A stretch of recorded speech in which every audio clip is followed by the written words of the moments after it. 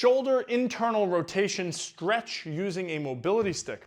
I'm going to show this with my back to you all, so I don't want to be rude, but the first thing we want to do is have the mobility stick touching our butt and our upper back, and we want one hand holding onto the mobility stick. I'm going to move it upward so it's not on the floor. One hand holding the mobility stick right behind the base of my head, with the opposite hand behind the small of my back. My palm is facing you with the bottom arm.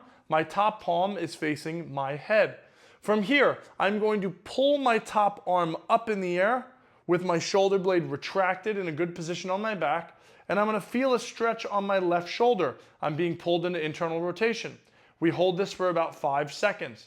After 5 seconds, I do not let my left hand fall, but I reach my right hand lower, and then again, I pull up a little bit higher, getting my arm higher up behind my back. Once we do this for 3 rounds, after holding those 5-second intervals, one more time, we're now going to go for pushing the stick toward each other and pulling the stick apart. So my right arm is pulling up and my left arm is pulling down, and after 5 seconds, I push the stick together, left arm up, right arm down, and then I pull the stick apart. As I'm doing this, I'm pulling this shoulder blade back and down into a good position. Again, I pull it apart, I push it together.